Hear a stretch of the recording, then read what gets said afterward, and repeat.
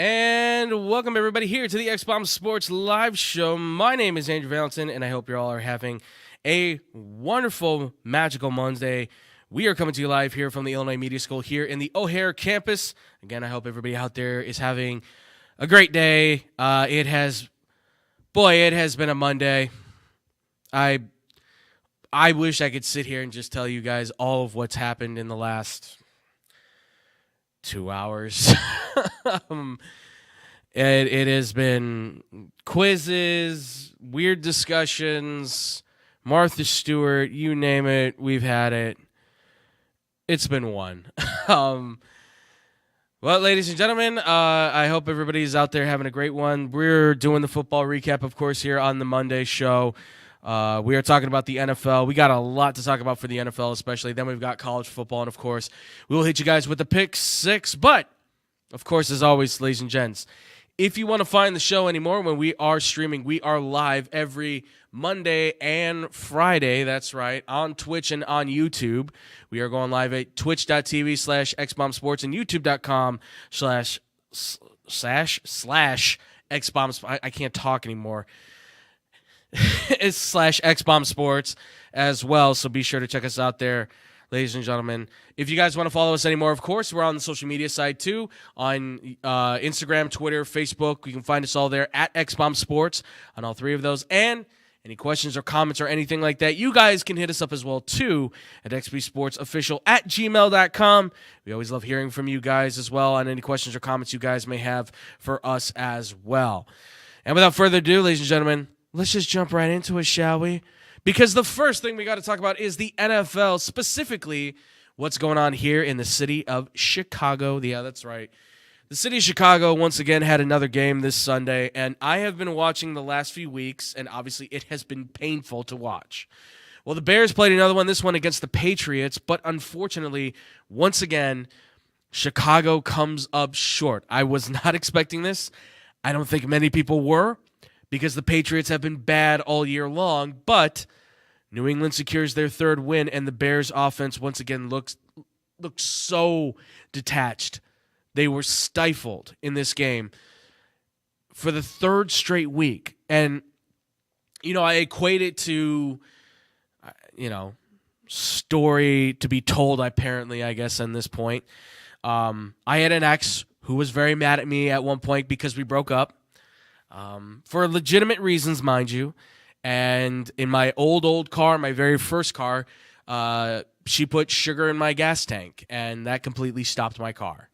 Because it's funny, but it was not funny at the time. It's funny now. And that's basically what I note for the Bears is that it feels like somebody put sugar in their gas tank on the offense because they just can't seem to produce at all. They have no motion, no movement whatsoever. They look like they're completely out of sync, out of whack. And it is weird to watch because you look at this team on paper and you would say, man, they should be a lot better than what we're seeing. So what's the problem then?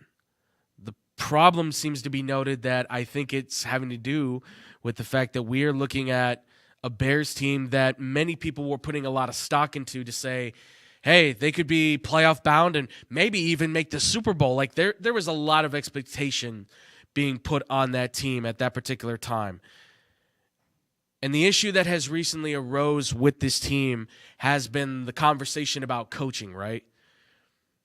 Matt Eberflus being the head coach of the football team, Shane Waldron being the offensive coordinator for the team, right? Brand new on the year. Everybody is very much, looking at those guys under the microscope, those guys are under the gun, whatever you want to say. The pressure is on them to deliver because Matt Eberflus in the time he's been with the Bears has not been good. The defense has been good, and that's really been his forte. But the offense has been the real problem in this. And Matt Eberflus's influence on the team as far as setting the standard for what is the culture, what's the chemistry, the identity of this football team, of this franchise, it's been tested. It's been tested constantly. And the more you watch this team now, the more you're starting, I think, to realize that there's a building frustration as we watch them go. And you wonder, well, what is the issue then, right? What's the problem? Why can't they seem to get this? Well, what seems to be the issue as far as where I'm concerned on this seems to be pretty plain and simple. Head coach is not doing the job of managing this correctly. And Shane Waldron, who I'll throw my hands up right now and say, I fully supported everything that I thought he was standing for and about as an offensive coordinator. I was wrong. I thought with what he did with Geno Smith, he could translate that into Caleb Williams with whatever could cross over and then design stuff around Caleb and his strengths, being a younger, faster, better quarterback, I would say, than Geno Smith. And yet, that hasn't happened. And for a brief period there on those 2 games where they played the Jaguars in London and then they went and played the Panthers, everyone notes those as great moments, but the problem is that those two games were against 2 of the worst teams in the NFL. And my problem has always been that I never felt that Matt Eberflus was the answer for the Bears. I felt he was too much like Lovie Smith, and I know people are going to be, well, but the Bears won with Lovie Smith. Yeah, but here's the problem with the Lovie Smith argument that I have from people. Because as much as he did win with the Bears, he won during an era where you could win with the great defense that he provided and the running game that he was really lenient on, right? He wanted a great ground game. He wanted an amazing defense. And if the quarterback was good, awesome. But he didn't even have that. He had average, but that was enough, right? 3 of the 4, right, or I should say 2 of the 3 places of execution on that team, special teams and defense, kept that team alive. Offense was always something that struggled, except for the ground game. Thomas Jones led the way. Once they got out of the 2000s, though, you could see that Lovie Smith was starting to age out. His temperament was not going to hold the same way. A lot of people were not going to feel the same, expression for him and everything. There was a lot of tempting about Lovie Smith and exactly how that kind of situation was going to play out. It's not that his defense is outdated. It's that his coaching was outdated. The soft-spoken, quiet, heart-to-heart kind of speech with the media. It's not that you have to go screaming at everybody, but you need to be a little bit more hard-nosed. And I just never saw that with him. And I don't see that with Eberflus. I was not impressed with him during the Colts, in-season Hard Knocks. I wasn't impressed this offseason with the Bears training camp for Hard Knocks. It was fun to watch, but nothing about him impressed me at all as a coach. I don't know. You need to go more on the offensive side, but you need to go with somebody who is, I think, a little bit more aggressive, who's younger and innovative. You tried that with Matt Nagy, but you got him with a quarterback that couldn't execute his offense. And I still question if Matt Nagy ever wanted Justin Fields, because I don't think he ever looked at Justin and thought he could fit. The Mark Trestman thing was a failure, but at least I think they were going in the right direction of trying to find somebody who was an offensive-minded guy. They just went to the wrong place. They went to Canada for that. We love you, Canada. Okay? But you can't hire a head coach from Canada to be the head coach of an NFL team. That doesn't work anymore. That does not work in today's game.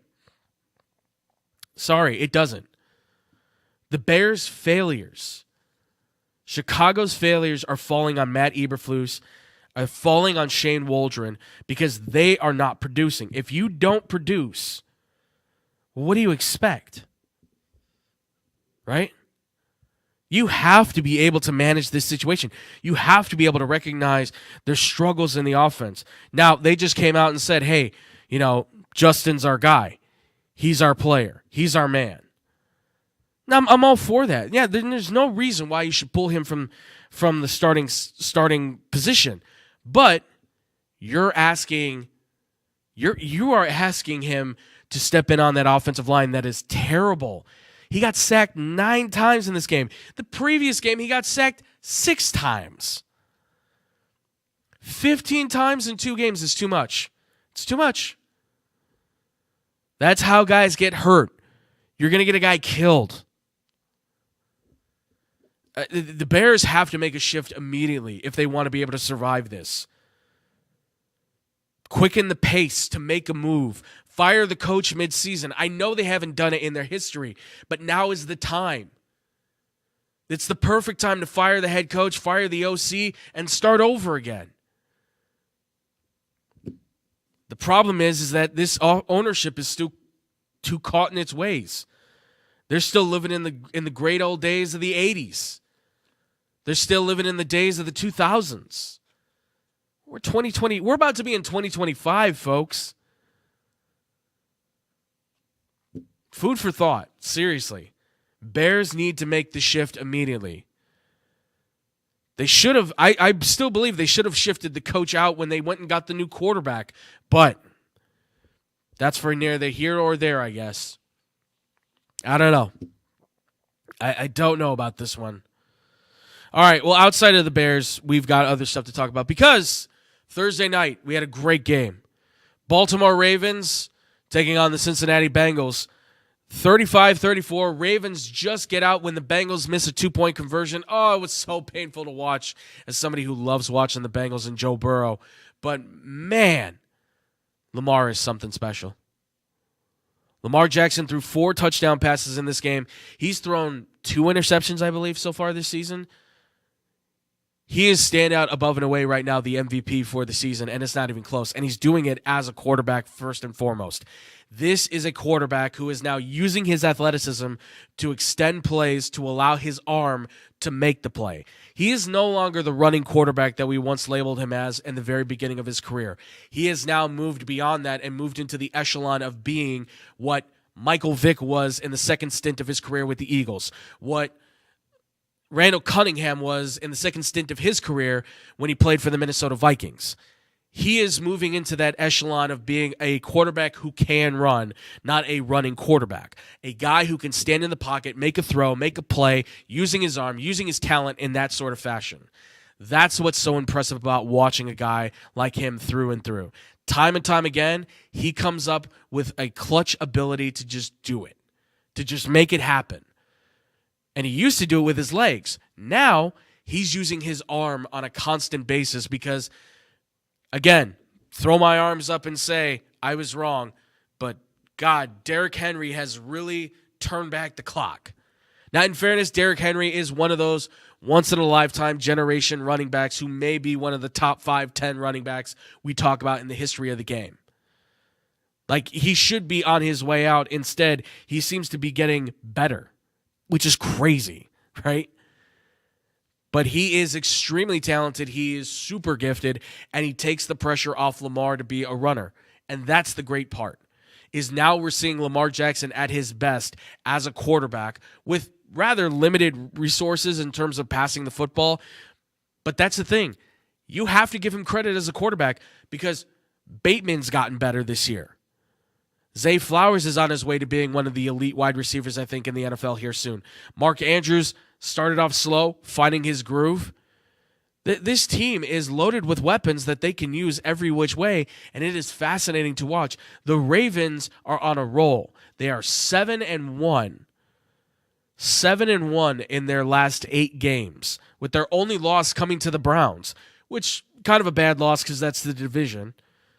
But this was a big win for them against the Bengals. Meanwhile, for the Bengals, I don't know what to say anymore other than I hope that they can get some help. I know they just went and got Leonard Fournette, and they're going to see what he does as a workout guy.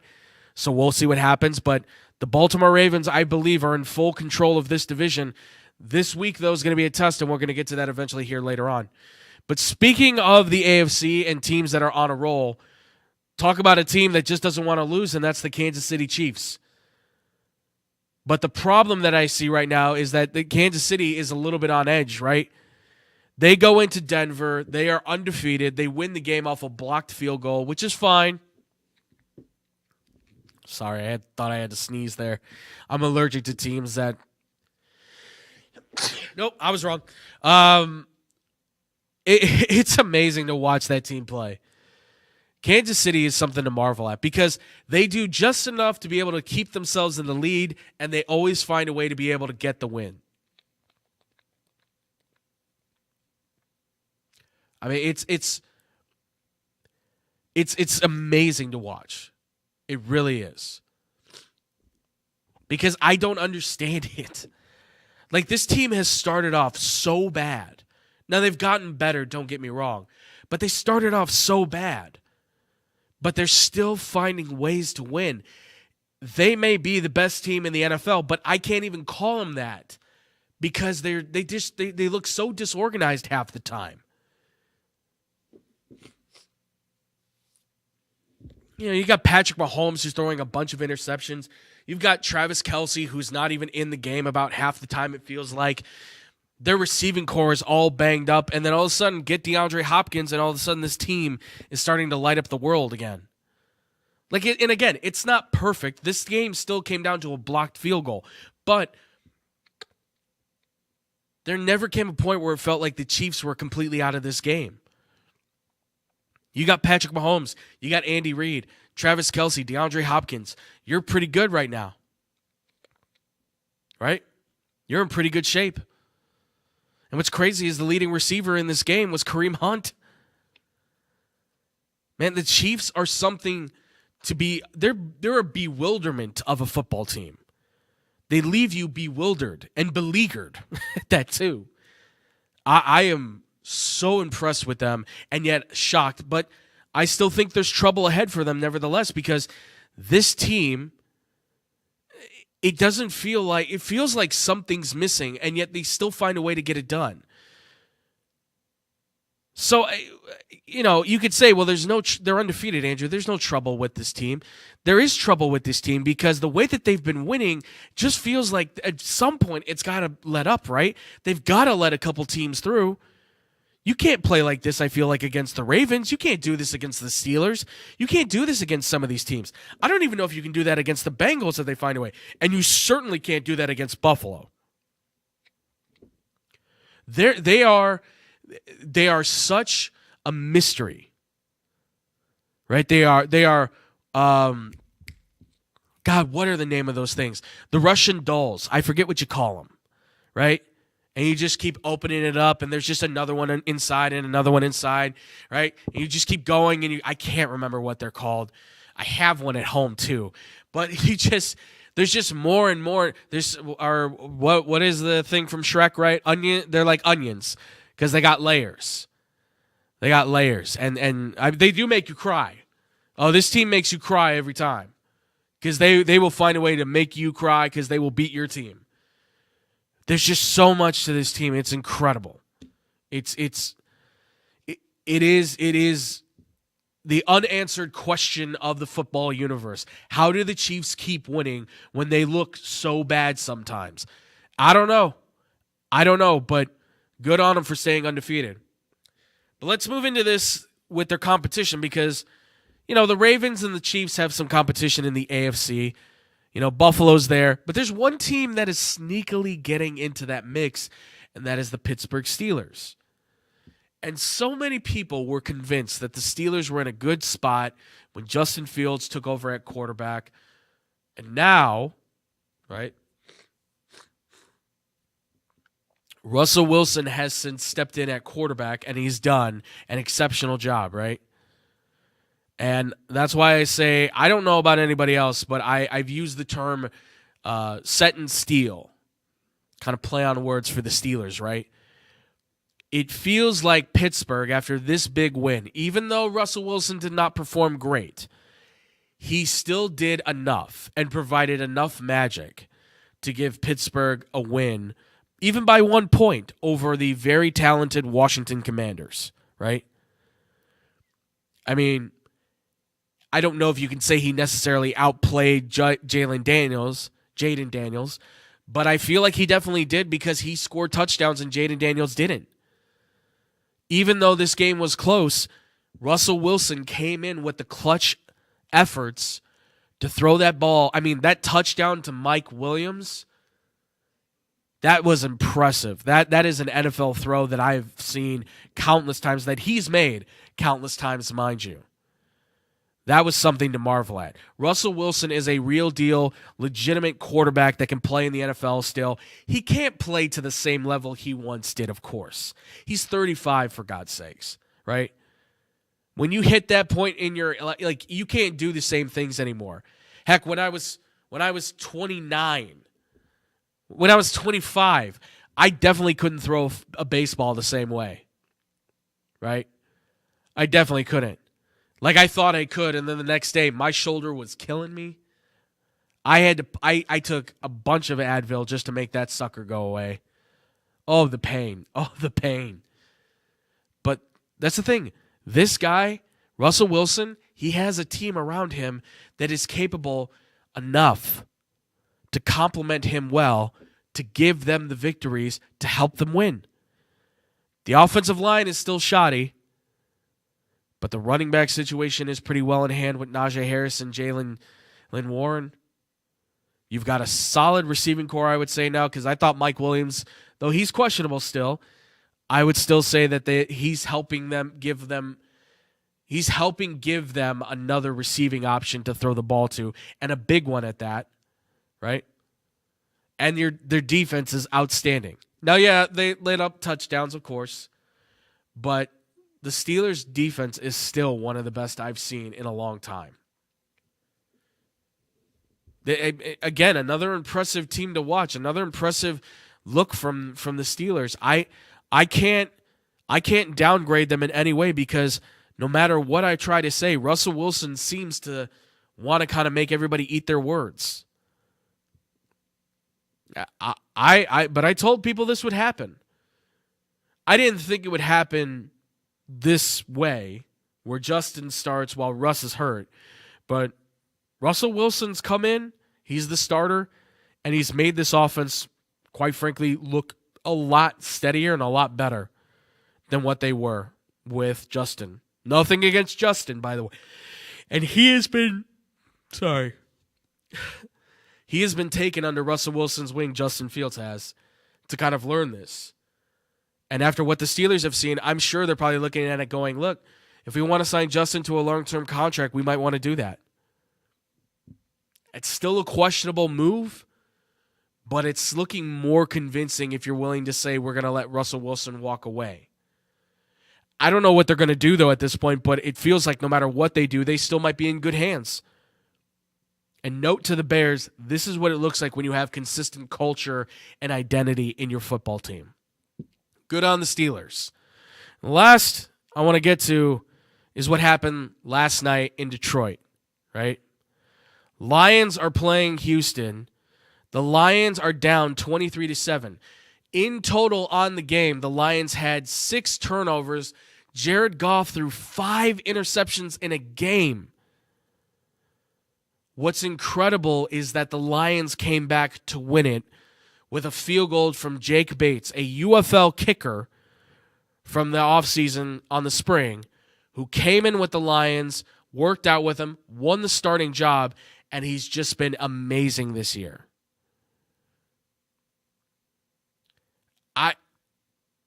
I mean, this is the impressive, incredible week. Really, those are the 2 words to use, right? The Lions looked out dead. They looked dead. There was no way that team should have been able to come back. And yet, they rallied together. They pulled it up. And they said, yo, let's go. What's the term? Not up or shut up, right? God damn. You give it to the Lions, man. They don't back down. They clawed with their paws, if you will, to get to the end zone, and they did it. And this is a good Houston team too, mind you, but that Lions team, they are resilient. There is something inside of them that says we will not go quietly. And that comes from Dan Campbell. Again, another example of identity, culture established in a team. And what does that do for the team? It gets them in a mode, and it gets that mode going to where they're winning. The Lions have been impressive all year long. This may have been their most impressive look because when they're down against a tough team, Houston, who is a challenging team for this year to possibly go to the AFC Championship, maybe be there in the Super Bowl, they just showed, the Lions just showed that they can find a way to get it done. They can dig deep down. And it sounds cliche, but digging deep down inside, finding it in your heart, right? Pulling it out and saying, I'm laying it all on the table. Man, that was something to watch. That was something to marvel at. That is the definition of never give up, right? Which, look, all of us at some point have had that moment where you go, maybe I should just quit. Maybe I'm done. Man, if the Lions can ever be a symbol for do not ever give up. Because you got to remember, this is a team that's had over 80-plus years of despair, disaster, turmoil, right? With a hint in the 60s, 50s, and the 90s of magic, right? They've otherwise just been a run of the league. And in the last 20 years, they have been decimated as one of the worst teams in the NFL. And now they look like one of the best, even after a bad game like this. It's clearly a bad game for them. Even after that, you still look at them and go, well, maybe this is why they're one of the best.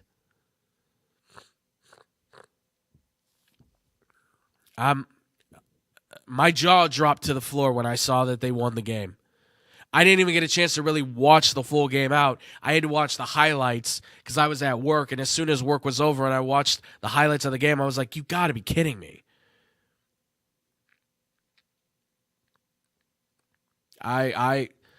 What a week for the NFL. Painful, pulling hair, pulling teeth, pulling eyeballs kind of stuff. Man, it was painful. But yet at the same time, there was moments where you just kind of went, man, this is something special to watch. Hopefully we can get more of that in the NFL because there's a lot of bad. There is a lot of bad going on in the league right now. I don't know how it's surviving if not for gambling and fantasy football, honestly. But that's going to do it for the NFL here, ladies and gentlemen. Obviously, let us know. What are your thoughts? How do you think this season went down, or this week went down so far? Comment, let us know. YouTube and Twitch. We want to hear from you guys on the email side as well. Social media, let us know all that good stuff. When we do come back here, folks, we're going to get into the college football mayhem that was last week. The air of despair was everywhere. That's coming up next here on the X-Bomb Sports Live Show. Man, I'm so hungry. I need somewhere to eat fast. I have no idea where to go. Psst. Hola, me llamo El Taco de Taco. You know where to go for the amazing taste that'll have you craving more? Taco Bell.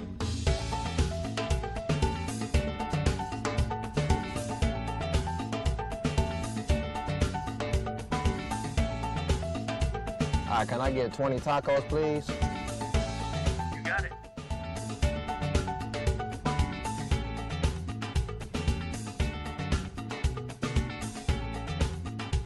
Thanks, Taco. De nada.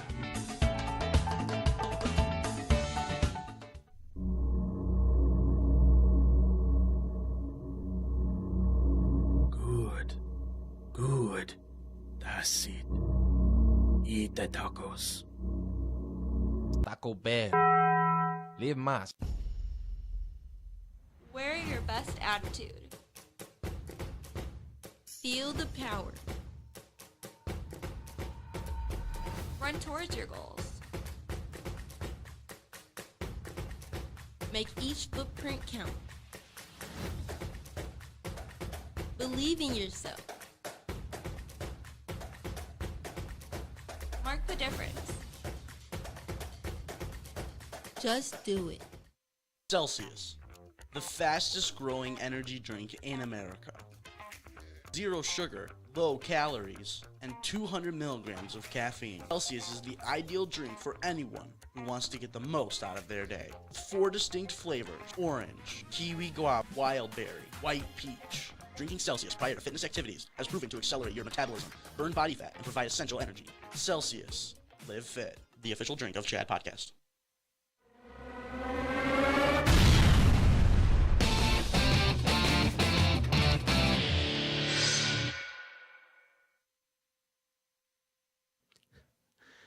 And welcome back, everybody, here to the X-Bomb Sports Live Show.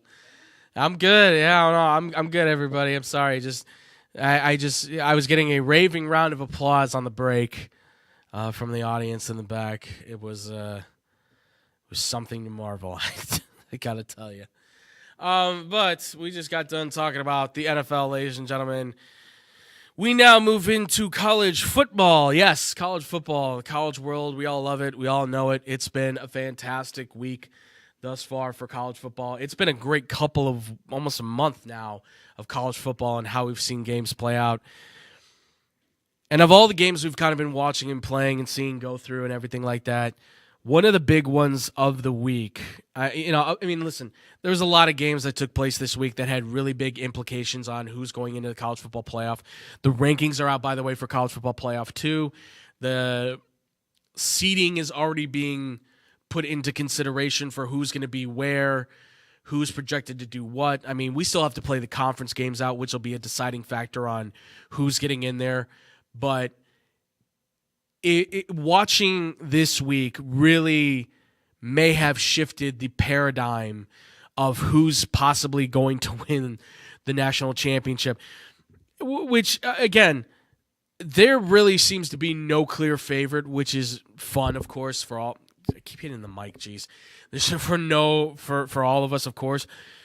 What's interesting watching this, though, is that, these teams are that should be killing their opponents are just struggling to stay alive sometimes. And the first one I want to talk about is with Georgia, right?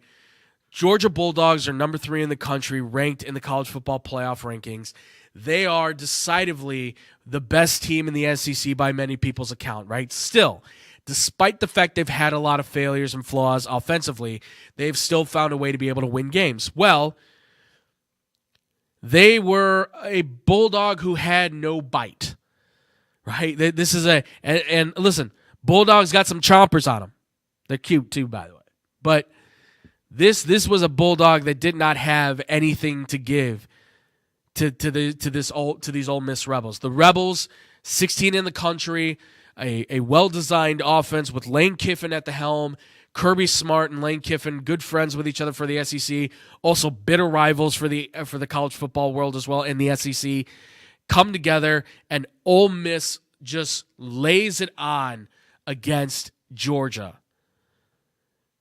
And you watch that game, and of the two teams that performed in this one had it all figured out offensively as far as who they are. The other one, I think, has floundered constantly over the last 3-4 games. And if you're wondering what I refer to, I'm referring to the guy who I have named, Pretty Boy Carson Beck, a.k.a. Southern Napoleon Dynamite. He's an odd-looking guy, okay?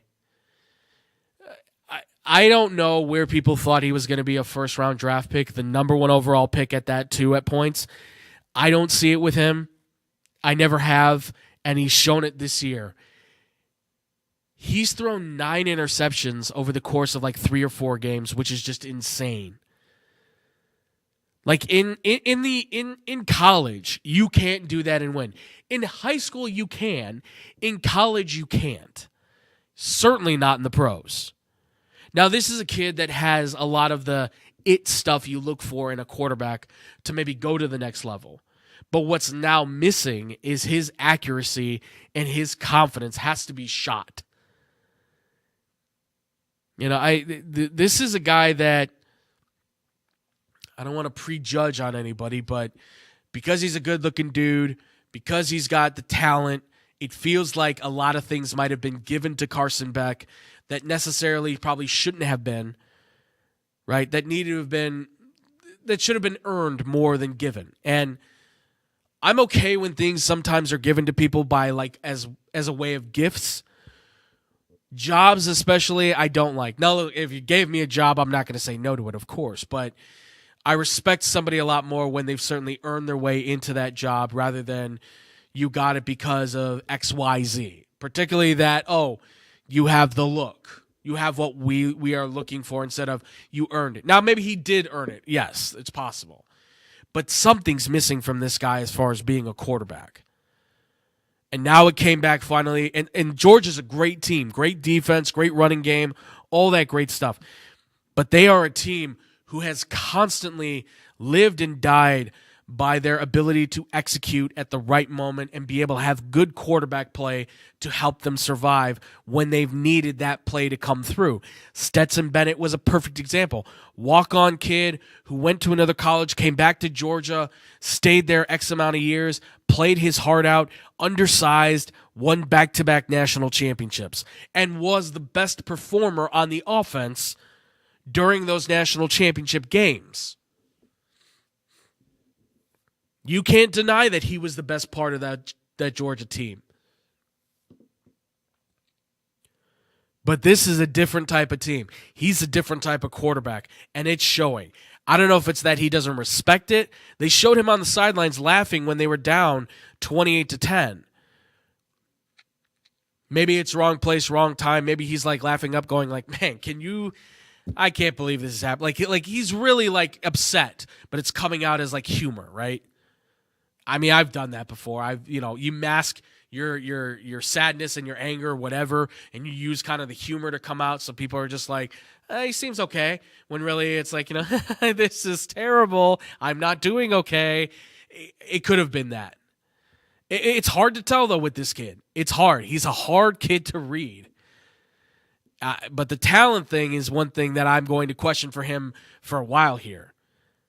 I don't think Georgia has any place winning the SEC championship. But then again, I don't know if any of these teams in the SEC do other than Texas. Like Texas is the only one I look at the SEC and go, they should be winning it.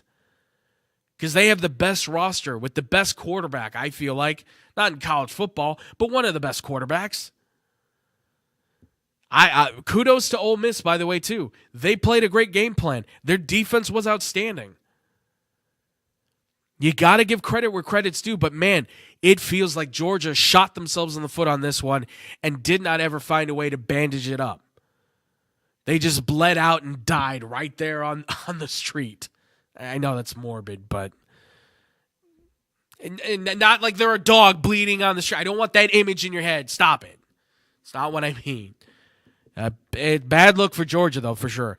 All right, but on the flip side of this, other teams that got upset as well was the number 4 team. Miami is playing in Atlanta at Georgia Tech. Most people had Miami winning this game by a good route. They've got the better quarterback, the better receiver, they got the better team, and yet Georgia Tech finds a way to upset number 4 Miami, right? Georgia Tech. Let me repeat that again. Georgia Tech of Atlanta, Georgia, goes in and beats the Miami Hurricanes at home. With Cam Ward, by the way, having a very worthy game, right? I mean, he threw 3 touchdowns. So whatever storm that was being talked about coming into Atlanta, it's kind of poor taste, by the way, for those words to be used because they did just have a hurricane kind of rip right through Georgia, for those that don't remember. But Miami may have gone in here and just underestimated it. It's not for Miami. It's more about the fact that Georgia Tech found a way to be able to beat them. And really, it was by way of utilizing their offense on the ground to control the ball, carry the clock, and take it away from Miami. So they had to threaten to score, and quickly. They did a great job. They came in with a great game plan. They found every opportunity to take away Miami's possession so that they could have limited time carrying the football, throwing the football, and they said, win it. If you're going to be the quarterback who wins the Heisman, win this thing. Win this game. Now, it's one loss for Miami. It doesn't mean it's the end of the world. They could still win the ACC. But it is fascinating to watch that game and go, man, Miami is like playing well, but Georgia Tech is just playing a little bit better, killing the clock, moving the chains, and putting themselves in position where they could score. And their defense just came up clutch in a few moments that were able to stop the Hurricanes from being able to take over. All they needed was a touchdown. All Miami needed was a touchdown to take the lead, and they could have had it. But Georgia Tech's defense, while not the greatest, they were stout. I mean, there's vets on there that have played together. Their chemistry is key. And they were playing with a quarterback that was out of pocket. Who knows who this guy was? I came away, shocked. But not out of it on Miami. I still think they're in the fight. I still think they're in this mix.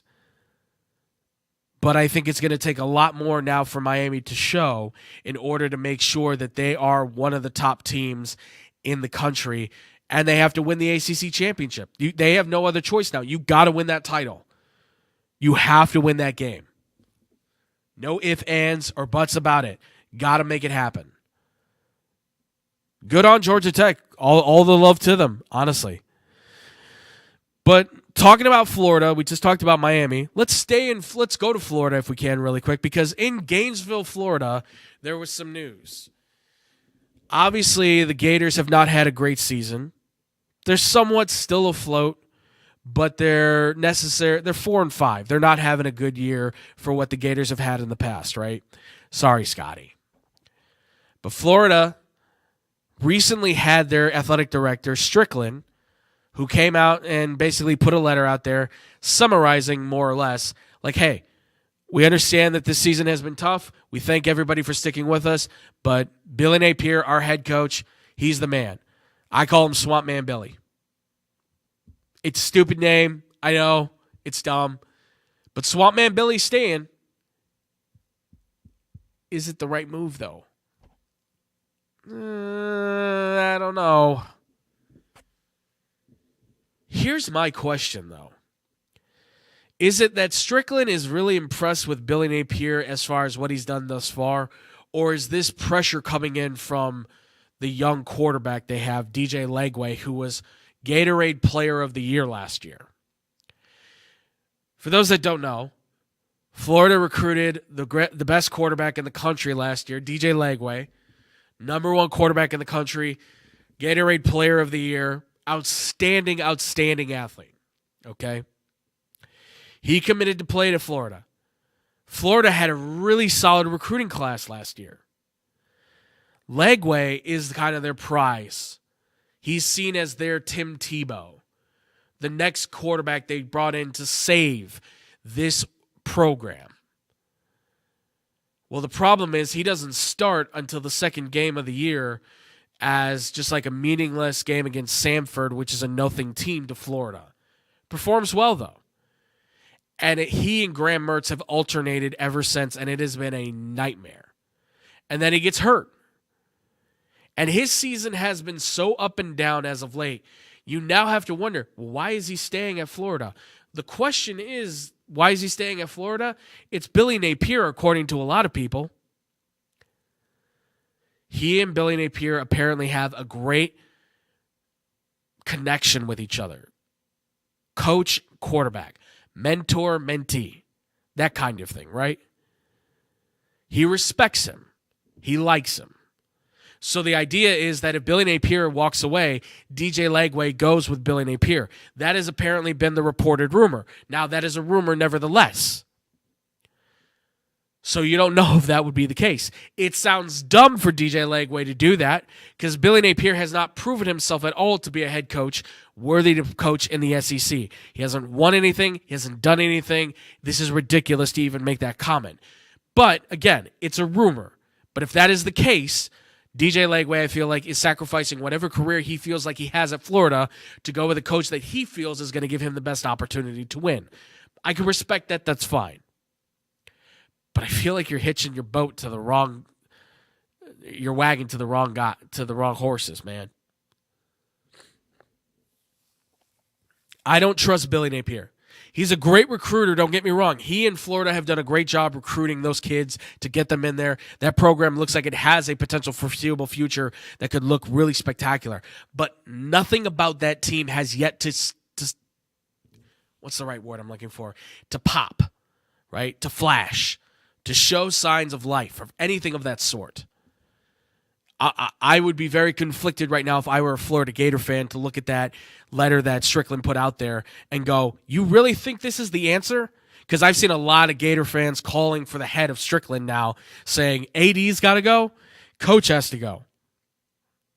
Right? Like, coach was the only one that had to go. Now that Strickland has decided to insert himself in with this letter to say, hey, Billy's going to stay, a lot of people are going, well, that just means you need to go too. Florida, man. What a weird, and Florida's already weird as it is. I don't know if anybody's seen that HBO Max show. It's Florida, man. It's a weird show, but that just says everything about that state. For some reason, even on the college football level, a professional level of sports in a way, you have a college who says, hey, look, we know you guys have been frustrated and this guy's losing and not having a lot of success, but we're going to stick with him anyways. He's going to stick around. He's our guy. I don't get that whatsoever. I really don't. Best of luck to Florida. But staying in the SEC, yeah, let's talk about it. So I'm an LSU Tiger fan. I would have loved to go to LSU if I could have been able to afford it. Baton Rouge is a beautiful place. I love New Orleans. Louisiana is a great place to be. I would have loved to gone to this game last week, but I had to, my dad's birthday and everything, so that was a no-go. But I was expecting this to be a much closer game, and what I saw was a complete butt-whooping. I mean, it was a whooping. There's no other way to put it. 42-6 final score. Alabama beats LSU at night in Death Valley, arguably one of the hardest places to play. I watched the first half of that game and then turned it off. I will be fully honest. And then I saw the highlights. Not a single touchdown registered against a rival that you have to beat. You have to beat to be in the college football playoff. David said, there's still technically a chance. I'm like, yeah, if hell freezes over. Like, it's not happening. You're not telling me LSU with 3 losses is getting into the college football playoff right now. I mean, you have to hope that other teams lose out in order for that to be the case. It's not happening. Bama is not that great a team, but LSU is not any better. And in fact, may actually be, by what we saw, worse. Their quarterback ran for 4 touchdowns, almost 200 yards. He's not that great a passer, but he can run the football, and boy did he. Jalen Milroe just put himself on the map, put himself back on the market for teams looking for a quarterback for the future of the NFL. That kid can play. I think Garrett Nussmeier is still there too, don't get me wrong. I support that guy as well, but he looked befuddled. He looked completely out of sync with his football team. I don't ever want to experience that again. That was brutal. And again, I didn't even watch the full game. I would have hated to have paid a ticket to go to that game knowing how big it is, how expensive it is too, mind you. Sat in those stands and just watched as LSU got ran up and down the field.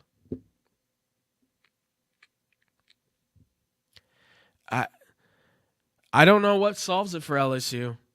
At this point, it might be Brian Kelly. It might be the problem.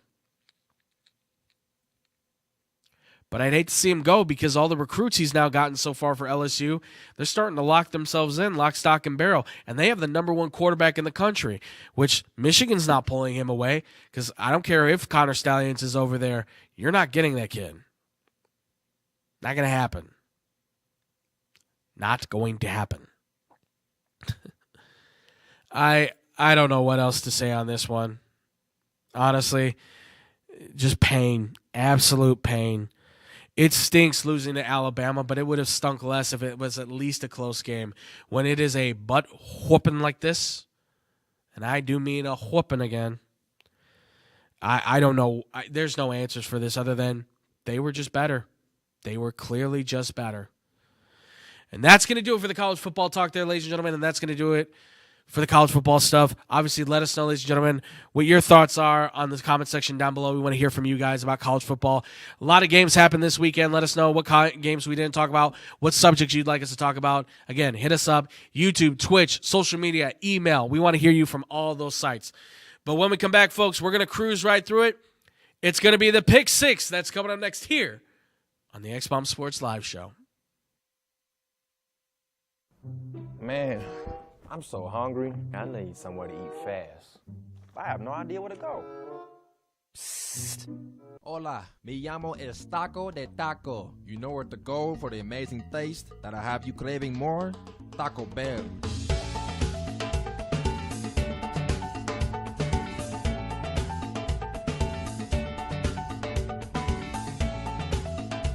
All right, can I get 20 tacos, please? You got it.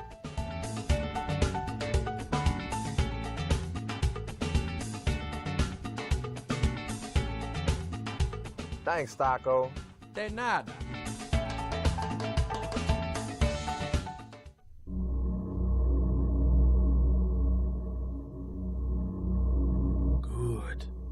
Good. That's it. Eat the tacos. Taco Bell. Live más. Wear your best attitude. Feel the power. Run towards your goals. Make each footprint count.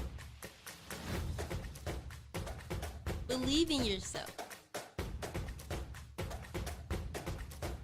Mark the difference. Just do it. Celsius, the fastest growing energy drink in America. 0 sugar, low calories, and 200 milligrams of caffeine. Celsius is the ideal drink for anyone who wants to get the most out of their day. With 4 distinct flavors: orange, kiwi guava, wild berry, white peach. Drinking Celsius prior to fitness activities has proven to accelerate your metabolism, burn body fat, and provide essential energy. Celsius. Live fit. The official drink of Chad Podcast.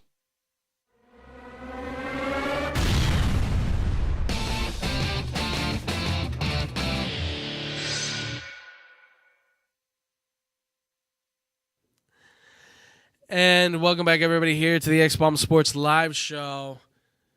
No one's on mushrooms. Just thought I'd put that out there. All right. Let that sink in. Ladies and gentlemen, we just got done talking about the NFL and college football for the first 2 halves, as we usually do. And now it is time. We're going to roll through these very quickly. It is time for the Pick 6. That's right. We picked the top 6 games of the year. God, I'm so exhausted. To quote my producer, I'm dead. I am dead. Top 6 games of the week, NFL, college football. We look at them all. Without further ado, ladies and gentlemen, let's roll through them. First off, we've got number 23, Clemson, at number 18, Pittsburgh. Yes, that's right. Clemson is favored by 9.5. Over-unders at 55.5. I'm going to go and say Clemson wins this one. I'm going to say that Pittsburgh could cover this, 9.5. I do think that this could potentially hit the under, but Clemson, I think, could come out on top of this. They just have not looked impressive. Pittsburgh, meanwhile, they've been shut out the last 2 games, which is not a good look for them at all, considering they had such a hot start to the season. But you never know. I like Clemson in this game, though. I will say Pittsburgh to cover. Clemson wins it by maybe 2-3 points, something like that. Over, under, I'll say the under for this game as well. Next, we've got Arizona State. They are at Kansas State, number 19 in the country. Kansas State is 8.5-point favorites. The over-under is at 50.5. First, I'm going to just take the under on this one. And I'm going to give Kansas State the blowout on this. They beat the 8.5, and they blow out ASU outright. These are 2 very good teams at this point, mind you.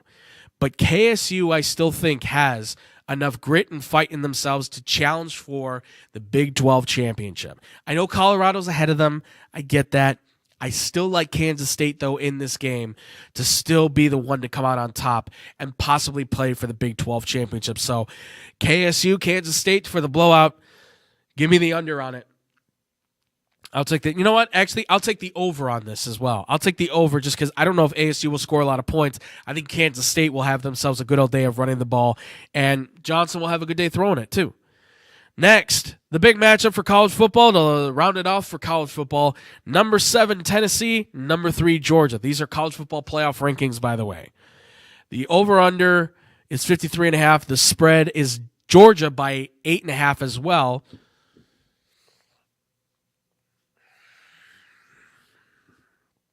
This is tough. You know what? I'm going to take Tennessee for the upset against Georgia. Georgia loses their 3rd game on the year. Tennessee takes the lead in the SEC. Well, not the lead in the SEC, but knocking off Georgia puts them in better play for the SEC. Possibly, I think, puts them maybe at number 3 for the SEC. And I will say that they cover and just beat Georgia by, they not only cover, they just beat Georgia. I'll say by 3. Let's say by 3. And I'll say the over-under. Let's go with the under on this. I just don't know what Georgia team you're going to get. Tennessee looked a lot better this week. I don't know what Georgia team you'll get. I really don't. Tennessee, I feel like they at least kind of understand who they are. Georgia, you don't have that offense cooking. What are they? They're a defense, and that's about it. They have to then get really creative with their special plays. I don't know. Tennessee wins it outright. Yeah, and I'll say it hits the under. All right, moving into the NFL. 3 matchups for the NFL we got. These are big ones. You've got Washington against Philadelphia, Commanders against the Eagles. Thursday night game. Thursday night games have been matching up really well. Philly's favored by 3.5. Washington coming off the loss against Pittsburgh. Philly dominated Dallas every which way, right? Over-unders at 49.5. I will take Washington to cover, Philly to win, Washington to cover. Over-under, I will say it hits the over. Both offenses, I think, have been absolutely outstanding. I like both quarterbacks. They're very much mirror images of themselves against one another. I like these opponents against one. I like these teams. I like their battle. I'm all for it. So Washington to cover, Philly wins it.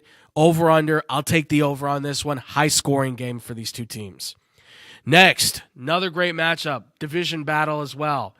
Baltimore at Pittsburgh. With Baltimore favored by 3, and the over-under's at 47.5. And this is a good matchup. This is a test for Lamar Jackson, one of the best defenses in the NFL, against one of the best quarterbacks in the NFL. How does this one play out? Baltimore favored by 3. I would say Baltimore should win this thing by a touchdown. Steelers have been okay on offense, but let's be honest. This Ravens team has struggled defensively, but they've taken advantage of times when quarterbacks have made mistakes. Russ is not perfect. He will likely make some mistakes. So I expect this Ravens to be able to take advantage of that, get a turnover, and use that turnover to their advantage to be able to fight in this game. I would say Baltimore by 6. I'm going to say the under, but I feel like this could hit the over.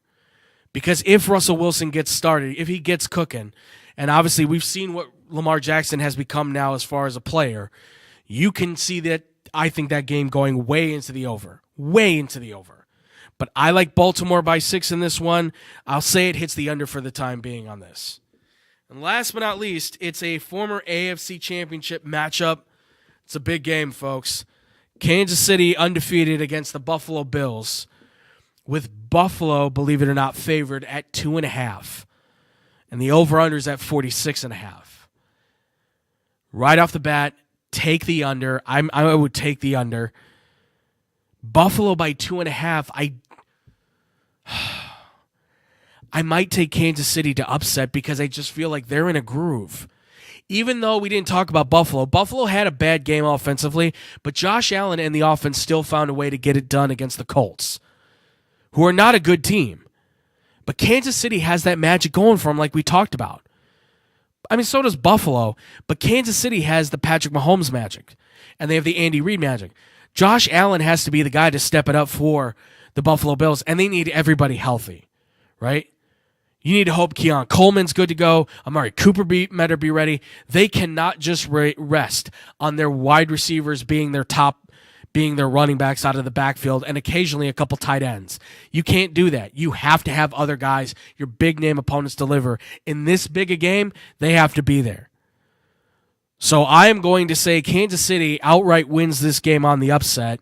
The over-under, I will take the under in this game just because I don't know where these two teams are at offensively, but I'm hoping that it's going to be a great game between these two because this could be the future matchup we're seeing potentially for the AFC Championship again. It all depends.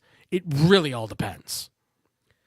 So that's where I'm going to sit at there, and that's going to do it for the Pick 6, ladies and gentlemen. Real quick, and that's going to do it for our show here, ladies and gentlemen. As always, we're really glad you were here with us. We're really glad that you can listen in and join us, ladies and gents. Means a lot to us. Means the world that you could stay with us and watch and listen. If you guys want to check out any more of our stuff, you guys can always check us out. We're at XBomb Sports on YouTube and Twitch, where you can find all the past streams on the live section of YouTube and, of course, on the Twitch as well.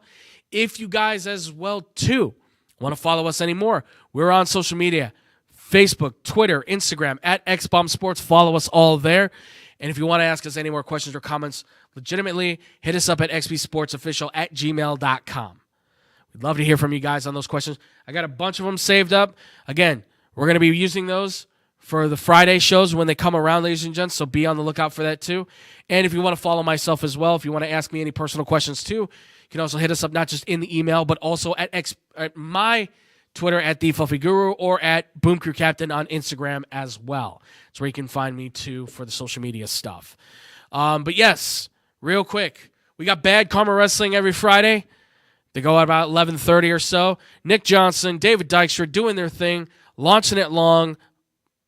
I don't know what that means, but it's those boys talking about all the things in the wrestling world, AEW, WWE, giving you all the news. There's a lot of stuff going down right now in wrestling, guys, so if you want to catch up on that stuff, check them out. They are breaking down all the stuff, plus they do their the world of Scotty, which Scotty's world, whatever it is, it's not a pretty place. Scotty's world's not a pretty place. Also, too, ladies and gentlemen, Short Fuse Fridays, XBomb Sports, we're doing them. Maybe. It kind of depends. It all depends on if I have my producer / director / thank you for doing everything for me is here. So obviously, if we can, we will let you guys know on that. Again, short show, doing our thing, cruising through it, talking about sports real quick, and then answering your questions as well, ladies and gents. So also be on the lookout for that too. We will keep you guys again updated on that stuff as well. Also as well, we didn't do Blow the Whistle today, as you can tell. We kind of ran into time on stuff. So we will likely be going tomorrow. So probably 2 o'clock. Be on the lookout for that. That is Blow the Whistle on sportsdownchicago.com, Twitch, and YouTube side. Again, thank you guys all for so much supporting all that great stuff and everything. We will keep you guys updated with everything we possibly can that we got going on. And also, too, Blow the Whistle. Hey, you want some merch? Go and get it, ladies and gents. I will post the link in XBomb Sports for the merch. I promise. I promise, boys. So you guys can go get yourself some stuff. I already got myself a shirt and a hoodie on the way. I got them ordered, ready to go. David got himself a pair of shoes. He got a phone case. They look nice. They look real nice. We highly suggest you want a pair of pants, socks, shirt, hoodie, whatever it is. Blow the Whistle with the good old referee on it. Go and get it, ladies and gents. Again, link will be on the Facebook page, on the Twitter, and on the Instagram as well. And with that, thank you all so much for watching. Thank you all so much for listening. We love and appreciate all of you guys so much. We will see you guys hopefully this Friday. If not, we will see you guys next week. And as always, much love. Peace out, Boom Crew.